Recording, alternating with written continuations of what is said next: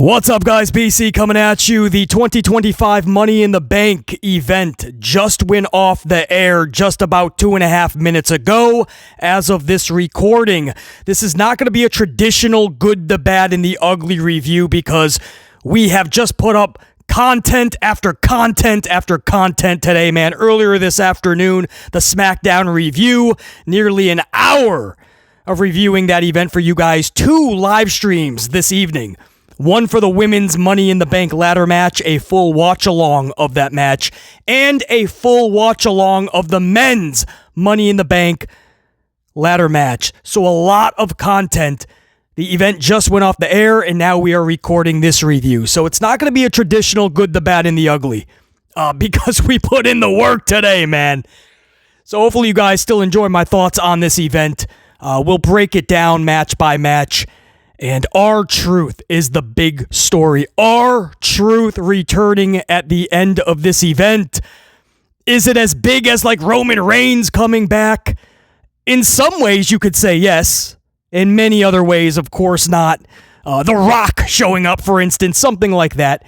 Maybe not the biggest of finishes, but it was still wild to see R-Truth because that's a movement that we kind of created this week, right? Not just the Amplified unit. The whole pro wrestling world was flipping out like, dude, you can't do a dude like that dirty like that.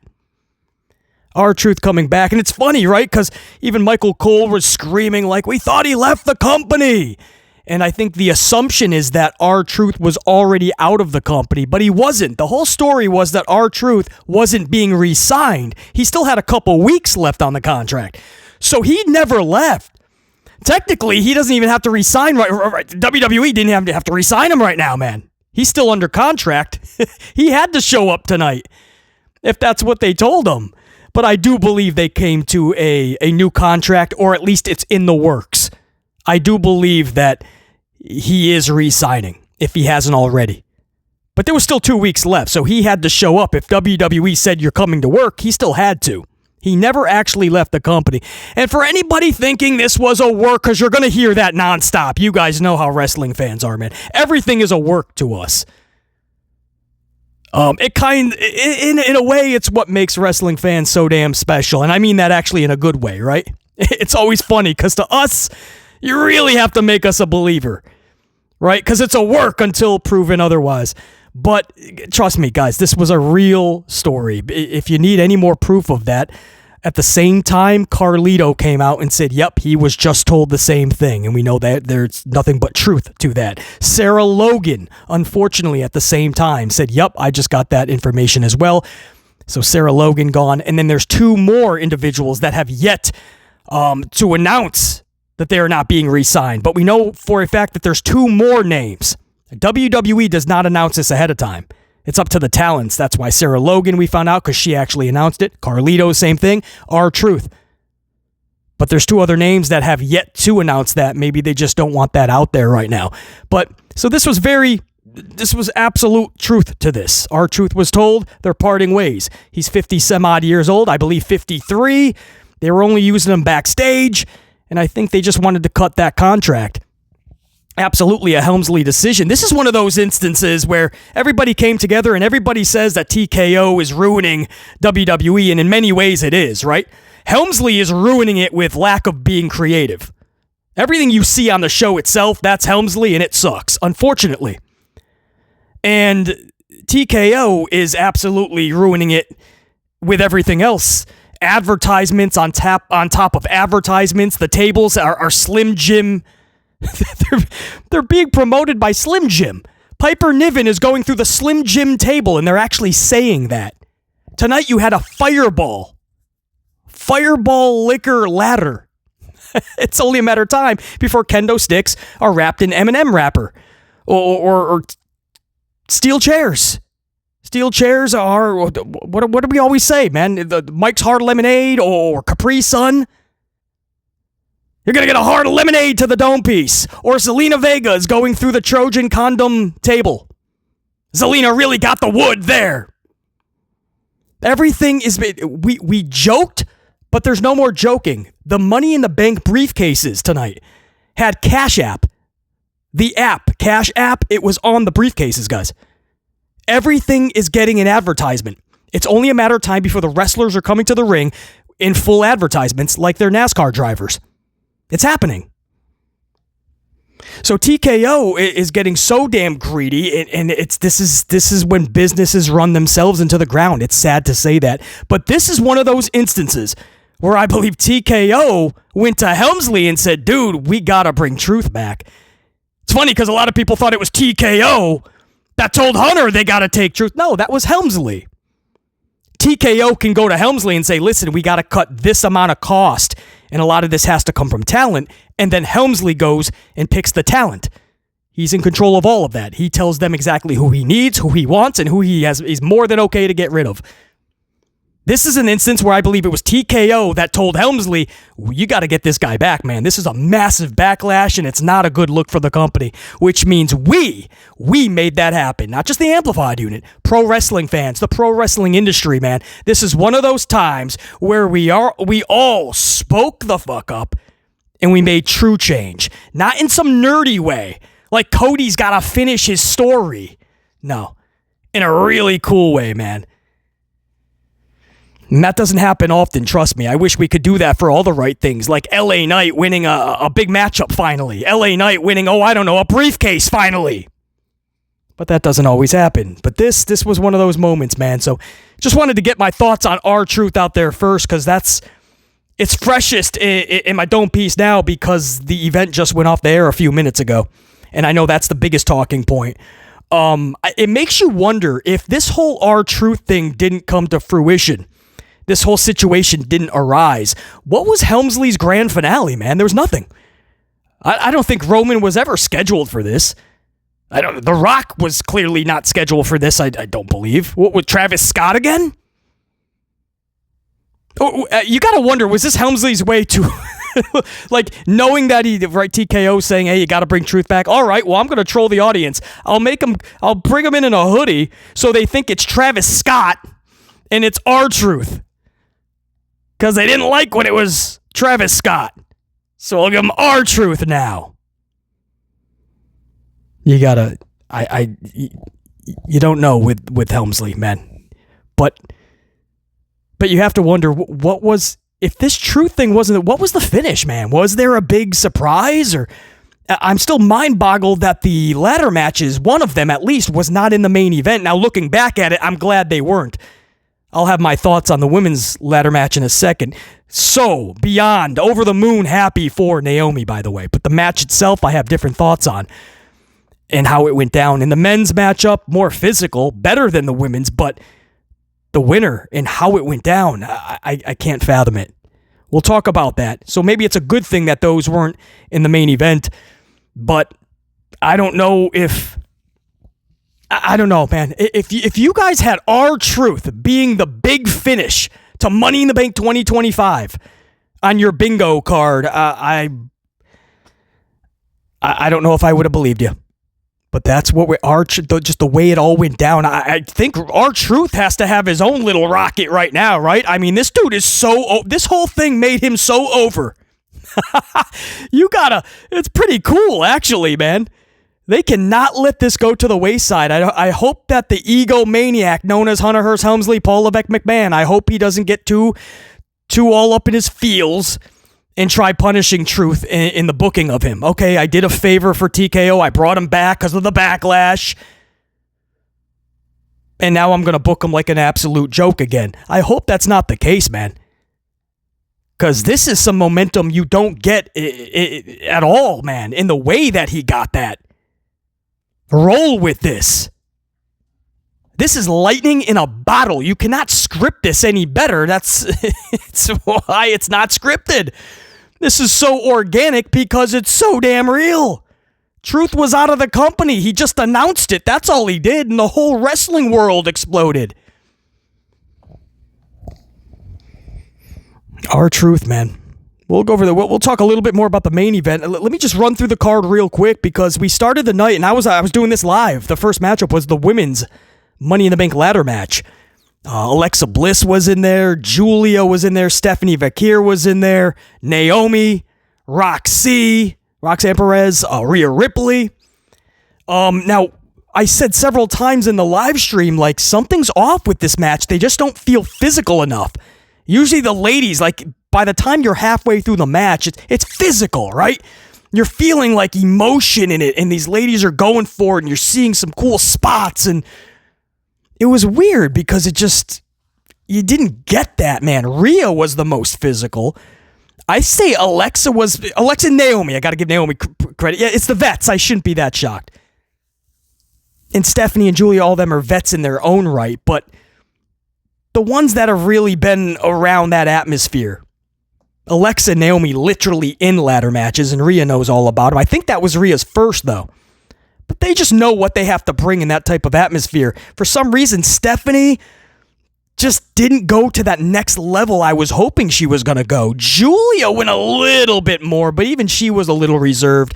And Roxanne tried her best. It was a rough night for Roxanne. She had some good moments, though. But I respect all of these ladies. I'm actually big supporters of just about all of them, am I not? Yeah, all of them. Rhea Ripley, not so much, but, I still respect what she does and the push that they gave her. So all the best to Rhea. But the other 5, I'm big supporters of. So it's sad to say that maybe I subconsciously was expecting a lot. I went into this event expecting nothing, or at least that's how I felt up front. Because it's a Helmsley Money in the Bank.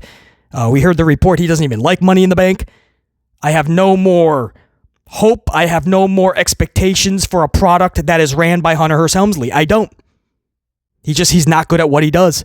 So I went into this event like I've been going into WWE events. I don't have any expectations. But I think subconsciously I had some because of the talent in this match, and it never quite went to that level. I was live. My unit was volleying back the same sentiment, the same feeling. The unit was telling BC, dude, yeah, no, we're with you, man. This is actually boring, or they got to pick it up here, or that bot shouldn't have even happened because, X, Y, and Z. And it was just so clear. And I was hoping that the second half of the match, maybe they had a lot more that they had planned.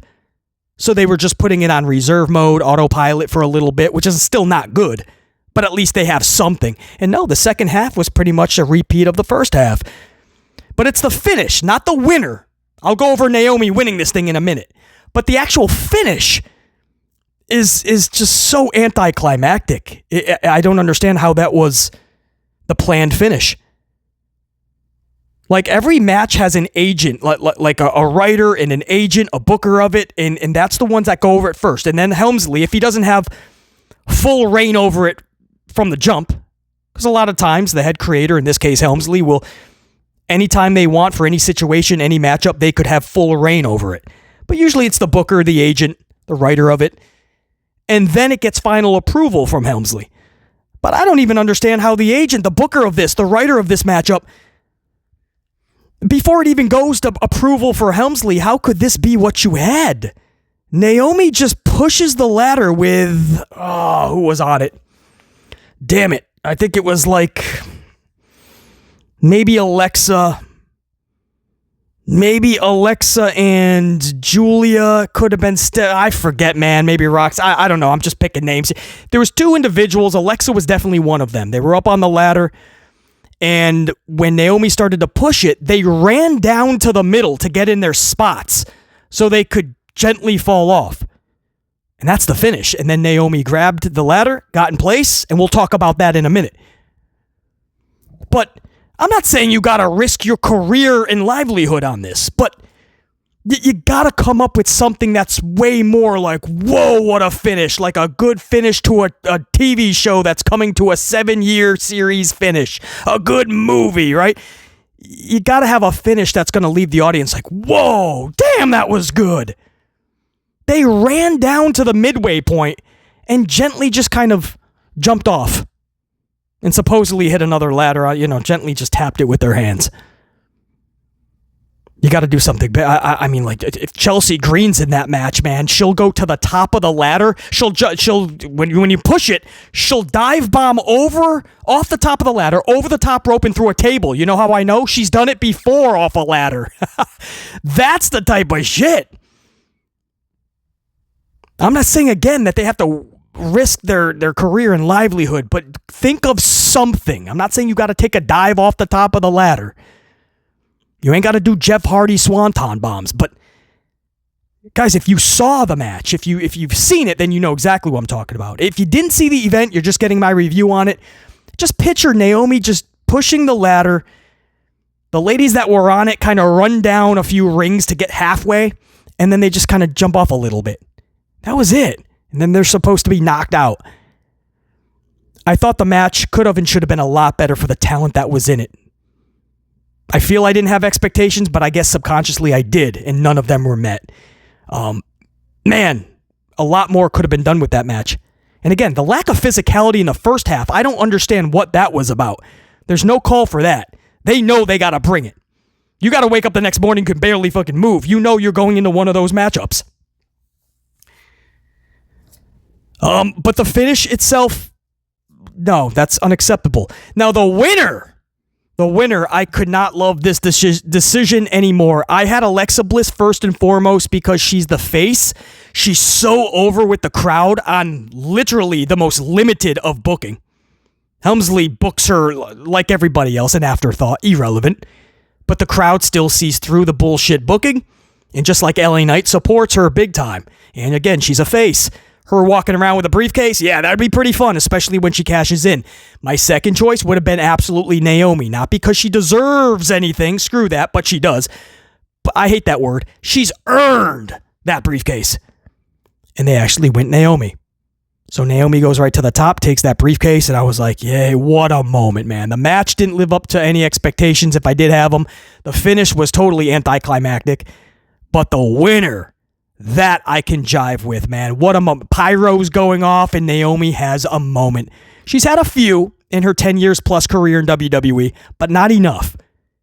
I say it all the time. When you have somebody like Charlie Flair who has 14 championships, 14 world titles, and Naomi only has 2. Naomi's been there longer. Naomi is just as athletic as Charlie, and in some areas even more athletic, actually. And even if you say Charlotte's better, BC, that's fine. That's your prerogative. But 14-2 titles better? Guys, you know there's an agenda there. And to this day, the sad part is, so many fans have gotten behind Naomi over the last 10 plus years. Big time. And WWE never chose to go that route.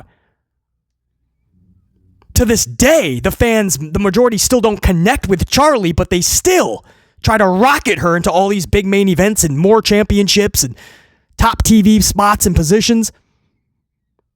That's fucked up, man. There's no other way to look at it. The crowd is like, no, we're done with Charlie. Hey, what about Naomi? And Helmsley's like, no, that's okay. Back to Charlie now. Tonight was a moment that'll stand the test of time for Naomi and her career. So that part of that matchup, I am so damn proud of her. We've been Team Naomi from the jump since I started this channel several years ago. We led that movement when she won that championship, man. Was that her first one? I think it was her first one, man. We led that charge. And Naomi thanked the unit after that, too. For newer Amplified Unit subscribers, man, and channel members, that was special. Naomi ended up catching that movement, and she thanked all of us. But as I said afterwards, man, you ain't got to thank nobody. You do you, and we got you. Naomi rocked it out, man. And here we are all these years later. What a moment. Could not be more proud of her. And I know she's going to be, she's going to do great things, man. This heel character is exactly what she needed. This is some of her best work. Now, hopefully, I know I say this with an asterisk, but hopefully Helmsley does not butcher this too badly. Good job, Naomi. And then we went into just a weird matchup. Dominic Mysterio, an impromptu matchup with, I still don't know who it was. I think my chat was saying, I guess, Octagon Jr. I don't know if that was just a laugh or if that's a real thing. No disrespect, much love. Maybe he's a good wrestler. I don't know. I was going over Super Chats live. When I clicked back over, the match was already over. I didn't know what was happening. It was an impromptu matchup. I think the title was even on the line. I know Dominic interfered during When Worlds Collide earlier in the afternoon, and that's what caused the match. It's just so weird. I mean, that's what happens when you didn't put enough matches on your card. You have to do something weird, like Dominic versus this dude. The crowd was silent. That's why I didn't click back sooner. I was going over the Super Chats. I was still in my live stream off of the women's Money in the Bank ladder match. So I was still live during the match. I thought there was like still introductions going on or something. The match was over. So it was obviously just filler. At the last second, Helmsley thought, oh, I really do only have 4 matches, don't I? I might need something more. You think? That's my thoughts on it. I don't know. I didn't actually get to see it. Maybe it was good for the 5 minutes that they had. Maybe the dude Dominic was in there is really good. I didn't get to see it, so I don't know. Maybe it was a good match. But the booking of this is just so messy. This is what happens when you do a premium live pay-per-view event and you only have 4 matches. That shit has to stop. I'm not saying you have to have 10, 12, 15 matchups and be there for 5 hours. Trust me. But you got to give the paying audience more than a 4-match card to look forward to. I couldn't even imagine paying thousands of dollars knowing I'm getting 4 matchups. And then we went into the women's the women's IC championship match. This was champion Lyra Valkyria taking on challenger Becky Lynch. The match was actually good, man. They have good chemistry. I didn't mind this whole... It was the only story going into this event, if you think about it. It's the only story they had. Because the 2 out of the 4 matches are just ladder matches. You don't have anything there. It's just do weird shit with all 6 dudes and all 6 women until you get to the match. And then the main event is a weird tag match that was just set up 2 weeks ago. Cody just comes back and he announces a tag match. And then a couple of part-timers, Jonathan Cena and Logan Paul, are added into it. And 2 weeks later, here we are. That's the main event of Money in the Bank. I mean, it was so odd. So there's not really a story behind it. It's a match built on 2 weeks' notice. Saturday night's main event, I believe, is just a couple weeks ago they built that matchup. So what I'm saying is there's only 1 out of these 4 matches that actually had any real story going into it. And it's Lyra and Becky. I can't even say it's a great story, but at least a story. Good chemistry. I like them on the mic with one another. I'm not hating on this for sure, man. And they went in there, they did their thing. I don't even mind the finish. Becky wins the championship. I know that's going to draw the ire of a lot of people and upset a lot of individuals. Don't want to see Becky Lynch, period, let alone with a championship. But I think this was the right call, man. I mean, what do you do with Becky if she doesn't take that? Lyra will be just fine on the climb. It's not like an LA Knight situation where she's literally just being freaking thrown under the rug. It's clearly a narrative at this point. It's not to help LA Knight. With Lyra, they're behind Lyra. Trust me, she's going to be just fine. The way she lost this, in the stipulation where she has to fix the mic a little bit here, thank you. Put the volume up to 13. We're already amplified. We don't need the volume at 13. But the stipulation here was that if Lyra loses, she has to actually hold the hand up of Becky. So Becky demanding she does that, and Lyra actually does it. And then Becky, she's getting too conceited, too cocky. She wants Lyra to like go to each side of the ring and put her hand up or something. And Lyra's like, no. And I think she even like wanted her to put the title on her. So Lyra just dropped her, man, like a stack of dimes, man. Right where she stood, Becky dropped. Lyra had enough. So that got a little pop from the crowd. I love when there's something like a little more at the end of the match. Especially when it makes sense. What a concept. So I know a lot of you guys might think that, because I wasn't live for that, man. I'd already taken off from the first live stream. And I said I wasn't going to talk about that until this very review, which I'm doing now. But that's my thoughts on it. If you thought I was going to rip that apart, I'm actually not. Is it anything that was extra special we need to go back and watch again? Pay-per-view worthy? Of course not. But if this was like a 7, 8, 9 match pay-per-view card, and that's tucked in the middle of it, I'd have zero problem with that. But the fact that that's the only match that had any type of story, unfortunately, that doesn't make it that special. And then we went into the, men's Money in the Bank ladder match. Penta, Macchiato, Grande Vanilla Latte. Who else? Sethington Rollins, LA Knight, Andrade, and who am I missing? Andrade, Penta, Solo Sikoa, Seth Rollins, LA Knight, yes. And the macchiato latte. So there's your 6 individuals.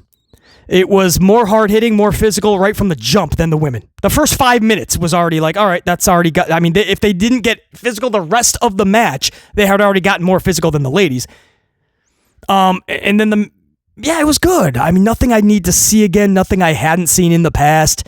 You had all the same spots, right? Moonsaults on top of everybody. Canadian, or should I say Mexican destroyers on top of ladders. People getting pushed off ladders. You had all the stuff. I've seen it all done better in the past than what I saw in this match. I mean, that may sound like a harsh critique of it, but that's an honest critique of it. But it's the finish. It's the finish that is just mind-boggling to me. And it was overbooked. It was actually fun for a couple of minutes. Where, you overbook it a little bit. You got people coming out. You got the J&J security of Seth. Or I'm sorry, the new security. Not J&J security. You got Braun Breaker and Bronson Reed. Bronson Reed and Braun Breaker. They are Seth Rollins' nightclub security or Walmart security. I don't know what they are. But they came out. And then Jacoby Fatu came out with corn on the cob Mateo. Now, I don't like the fact that it was heels and heels squaring off. In the crowd, you saw that, right? They pop at first because people are coming out. And then when they were in the ring and throwing bows, watch and listen to the crowd. They were kind of silent. They didn't know what to do, who to cheer for, because there is nobody to cheer for. It's four heels beating each other up. That's the problem I told you guys in the SmackDown review. And you saw it play out in real time. Listen to the crowd, watch the crowd. When Mateo, Jacoby, Breaker, and Reed are beating each other up, crowd doesn't know what to do. It's heels versus heels. Don't do that. But at least there was something like happening. So I was actually, in an odd way, weird, but I was okay with it. I don't like the heel thing, but at least something was happening more in the match. I was anticipating that it was even going to get better because CM Punk's music would hit and he would stop Rollins. Rollins is about to cash in. Punk takes him out. And this was the perfect way to get that briefcase to who it needs to go on. Clearly, LA Knight. That's not because he's like our favorite. Or well, we really want LA Knight to win, man, and our guy didn't win. We're upset. No, it has to go on LA Knight. That's the only choice that's fun for everybody. It's the only thing that'll give this company and this industry the shot that it needs. A pulse. LA Knight walking around with a briefcase makes sense. It's fun. Imagine the promos and the segments he'll be in with that briefcase and the pop when he actually cashes in. That pop is going to be like nothing else. But they decided not to do that. Nope, no CM Punk. Rollins just climbs up, right? He stomps LA Knight. He climbs up the ladder and he just takes it. That's the match. You talk anticlimactic, man. And so for the next several months, you're going to watch Seth Rollins come to the ring with his boring-ass group. Paul Heyman looking lost because Paul Heyman's not needed. Seth Rollins is his own mouthpiece. Paul Heyman looks lost out there. They had to do a second segment on Friday Night SmackDown just so Paul could speak, because in the first segment, it was all Seth Rollins. So they came out and cut another promo on the same show just so Paul could say some words. This is so odd. I said in the review on SmackDown, at the beginning of SmackDown, Breaker and Bronson look like nightclub security. And by the second promo at the end of the night, they look like they were just in the club.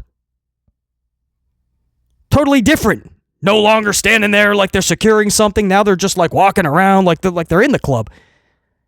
They don't know what they're doing. Paul Heyman looks lost. Seth Rollins just switches his jacket, but they're still a sing-along. So are they heels? Who cares? Because the participation is still there. This is what you have anyway. Now you have a briefcase attached to Rollins. So now you're just going to hear the same boring promo every single week, every show that he's on. I have the briefcase. I have the power. I am the architect.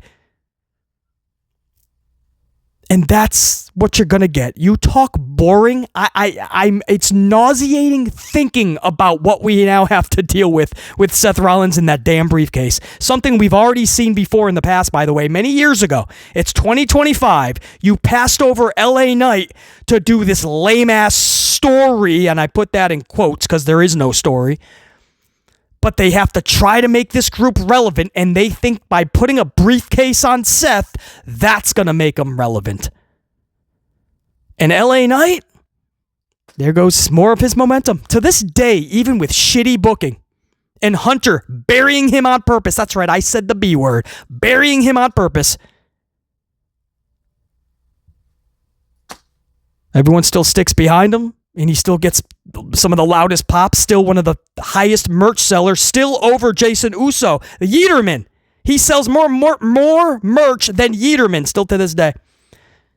But he gets nothing. Nothing. This was his time, man. It was his time 2 years ago. It was his time last year for sure. Damian Priest gets the briefcase. What is that about? Where did Priest come from? And that was botched. And you guys know that because look what Priest is doing now. He's going back to the mid-card and he's going to try to get Jacoby Fatu's championship. And you want to talk horribly booked? Let's switch him face, Jacob Fatu, which is what happened in this match, by the way. Jacob Fatu turned on Solo Sikoa. We knew that was coming. If you saw Friday Night SmackDown, you saw Jacoby Fatu over here. Solo Sikoa call him basically stupid. So Jacob Fatu turned on Solo. So why are you doing Damian and Jacob now? You turned Jacob Fatu face so he could take on face Damian. Helmsley does not think about any of this. He can't be bothered to think about any of this because he's got to do podcast and he's got to joke around via text with Logan Paul and who knows what else. None of this makes sense. Maybe take the title from Jacob Fatu and then have him turn face. Maybe. There's a wild concept. But if you needed any more proof that was a botch, right? We all know the Damian world title run and Damian with a briefcase failed miserably. And if you need more proof of that, look what he's doing now. He's back at the mid-card. You don't go from the world title back to the mid-card. Hulk Hogan didn't do that. Steve Austin didn't do that. Roman Reigns doesn't do that. John Cena's not going for the IC championship, although I do have to say there was a time, and it was really fun, he did go to the U.S. title. Remember he had that U.S. Open chat? That was actually that was the most relevant that title was because he wanted to stay out of the main card for a little bit. So he said, what if we do this cool thing with the U.S. title? I thought that was pretty, I don't know. But my point is, there was a few times, but normally, no, you don't go from the top. You finally made it. There's levels to this. You don't go from the top and then you just go back that quickly to the IC title or the U.S. title. But Damian's doing that. They should have given the briefcase to LA Knight at that moment. But they botched it. So here it is again, right? It is clear when you look at all six dudes, LA Knight is the most fun. It's the most intriguing. It's best for the crowd, but it's also best for business. And hey, LA Knight, who has earned this spot, finally gets his just due. And because of all of that, Helmsley goes, we can't do that. I have to put it on my guy. Seth Rollins, like Damian Priest, is a Hunter Hearst Helmsley, Paul Levesque McMahon guy. LA Knight has made it known he's not. It's not that he says he dislikes, he doesn't disrespect Helmsley in interviews, but he makes it known that he's not going to kiss Helmsley's ass. Helmsley hates that because Helmsley made a career out of kissing ass. LA Knight did not win this. And again, it's not like your guy didn't win type thing. Man, read the room. 3 years in a row. What are you doing? This isn't a situation where it's like, yeah, but the more he loses, the more popular he gets. Unfortunately, that's not the case. He still gets crazy crowd reactions, but it's not like it was a couple years ago, sadly. And it's still massive, so do the math. Could you imagine if he was booked correctly for 3 years? This dude would be, I can't even fathom how big he would have been. But Helmsley made it a point when the water started to boil, he put a cover on it. And he lowered the temp. Check that. He put water, cold water, on that fire. At least he's trying to, time and time again. It's unreal, man. It's unreal. Like, why would you want to do that? This dude could be so special, make you so much more money. But no, he always wants to try to he always wants people to go, oh, look at my decision. Look what I did. Look what I did for Damian. Yeah, it backfired. It didn't work. We like Damian, but it just didn't work. Look what I did with Jason Uso. I put the whole rocket on him. He won the Rumble and then tapped out Gunther in 8 seconds and won the title. Yeah, it botched. It didn't work. You could have him dance with all the kids every single Monday night like he's at a Chuck E. Cheese. The ratings are telling you people are tuning off. We don't want to see it. Every Monday, we don't need to see this for 20 minutes. Jason Uso yeeting with all the kids. It's weird. It's stupid. It's bad. It's not fun. Jason Uso, who literally has not seen a gym since 1962, is knocking people out with spears.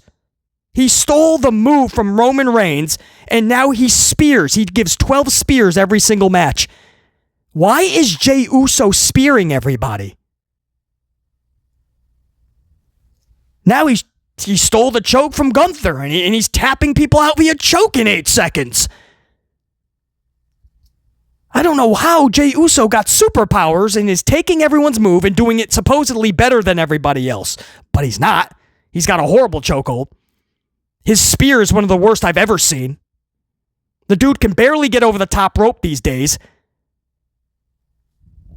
It's sad to say all of this, but if you're going to have him win Rumbles and WrestleMania World titles and tap people out in 8 seconds that shouldn't be tapped out in 8 seconds, yeah, you shouldn't be shocked when fans stand up and go, dude, this isn't it, dude. This is actually boring, and I'm not believing that Jey Uso is all of a sudden beating all of these top guys the way that he is. And when we say that, Hunter Hearst Helmsley says, well, then you're not a real fan. You can fuck off. So that's what people are doing. Decisions like that and decisions like putting a briefcase on Seth Rollins is turning your audience away. That's my feelings on that Money in the Bank men's ladder match. The decision sucks, but so does Helmsley. Speaking of the aforementioned Jason Yeeterman, he was out there with Cody and Rhodes, and they were taking on Jonathan Cena and Logan Paulito. This was a weird tag match, again, made 2 weeks ago, but all of a sudden that became the main event. Cool, all right. What do you got planned? The first match of the first part of this matchup, slow, got into its groove. The ending of this match, I actually thought was done well. A lot of sloppy parts, a lot of botches. Buckshot lariat when Logan fell on his ass when he was supposed to get super kicked. He did get up and he did eventually get super kicked. That was rough. It got sloppy. Jonathan Cena has even admitted he's really rusty. In fact, he's just lost 4 or 5 steps. He admits that, and you saw that in this match. But I felt that when Logan Paul did that springboard moonsault onto Uso on the commentary table and it broke the way that it did, and then Logan's just laying there twitching, and I thought that really helped everything. The crowd was actually very quiet during this whole match. And I'm not saying, I didn't feel it was bad. I think they were probably worn out or didn't think it was as good as it should be. But when that springboard moonsault happened, everybody came to their feet and LA was finally rocking that arena. So even if you don't like Logan Paul, man, major props to Paul for that, man. He brought everybody to their feet. And then just moments later, it was the finish of the matchup, man. R-Truth, dressed in just a hoodie. So probably Helmsley's way to make you think it's Travis Scott. but he started attacking John Cena, so that wouldn't make sense. And when the hoodie is revealed to be R-Truth, a good pop, man, and Michael Cole starts flipping out. It's truth. The truth shall what does he say? Shall set you free. The truth shall set you free. I don't even know what that means, man. It's like from a movie and shit. So he just what was it? John Cena said that on Friday night. He left many clues to R-Truth. He kept speaking about truth on Friday night. And so a lot of us were just thinking yeah, you can imagine if they just brought truth out. I said in the live stream a couple of times during both live streams, I said, wouldn't it be something if, because we were talking, would Roman come back? Would it be The Rock? Wouldn't that be something if R-Truth appeared? Because it was absolutely a possibility, especially with the Backlash. So R-Truth jumps in the ring, takes out Cena. Moments later, Cody Rhodes is getting a pin. Was it Logan Paul to take the actual pin? I forgot, man. I was still on the whole R-Truth thing, but Jey Uso and Cody win this matchup. John Cena and Logan. John Cena's on his ass, what the fuck? Logan Paul is leaning against the barricade, what just happened? R-Truth had beat up John Cena and then just ran back through the crowd. So, man, I really do wish that Helmsley was more creative, because you could do so much fun now with Truth. Like he is released from the company or wasn't re-signed. Now he's like Renegade, like he's the NWO, but just him. No, he doesn't need a group. This dude is on he's pissed off at WWE right now, right?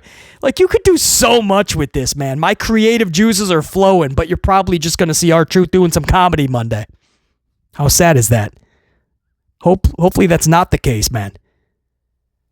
But R-Truth, it was really good seeing the dude. Honestly, I just had a feeling that something was going to be rectified. This was too big, man. The backlash was so massive.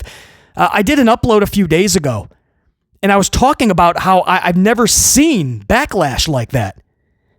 Like, the decades I've been viewing wrestling, and ever since the IWC became a thing, and YWC, all of that, it just, everybody starts their own little, like, things that they're trying to get, these little movements, right? Like, Cody's got to finish his story, things like that. And they pick up a little bit. Sometimes the company will oblige. Sometimes the company's like, oh, fuck off. Oh, you're not a real fan. Fuck off. But this time it just felt different. It was like the whole industry just was like, dude, you can't do him dirty like that, man. Like, he's done everything for you. I'm not saying you have to have lifers all the time, right?